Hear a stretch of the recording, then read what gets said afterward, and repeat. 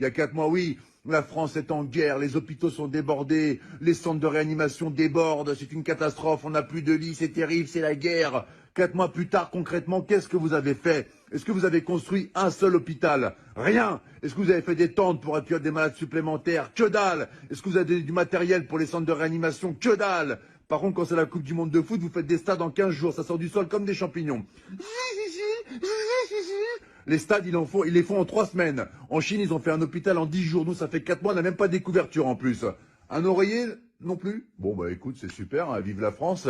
Et arrêtez de nous balancer de la poudre aux yeux pour camoufler vos incompétences à parler de l'islam H24, c'est terrible. Les femmes voilées, les piscines séparées pour les femmes, le séparatisme, les extrémistes, les hommes qui se douchent en caleçon après, c'est un signe de radicalisation. Vous allez arrêter de casser les couilles aux musulmans, mais c'est quoi ce bordel? Là, si ça continue à ce rythme-là, ils vont dire que le coronavirus, il a muté et que les musulmans ont créé une bactérie qui s'appelle le Hamid-19. Nous sommes avec Jérémy qui a été infecté par le Hamid-19. Pouvez-vous nous raconter votre calvaire, Jérémy? Bah, ça a commencé par la barbe qui pousse toute seule, alors que je suis un berbe à la base, donc c'est un peu incohérent, vraiment.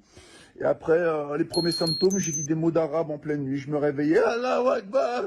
Et là, vraiment, c'était vraiment difficile. Et le point final, ça a été quand je mangeais avec maman. Elle m'avait préparé un cassoulet, c'est une bonne vivante, maman. Et puis là, d'un coup, il y a une phrase qui est sortie. Ashhadu an la ilaha illallah wa ashhadu anna Muhammadan Rasulullah.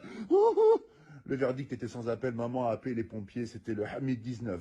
Mais aujourd'hui, ça va beaucoup mieux. Hein. Je vais à la chasse avec mon berger allemand et je fais de la pétanque avec papa.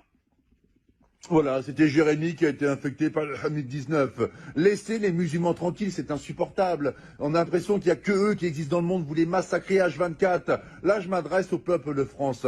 Il faut qu'on défende nos frères musulmans, ce sont des Français à part entière comme nous. C'est comme si on laissait un gamin à l'école se faire tabasser par 10 personnes et qu'on réagissait pas.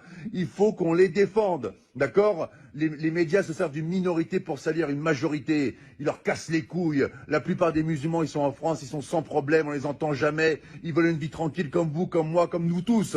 Laissez les musulmans tranquilles. Et là, c'est pas un rebeu, c'est pas un Renoir qui vous parle. C'est un blond aux yeux bleus qui vient de Bretagne et qui t'emmerde, espèce de facho de merde.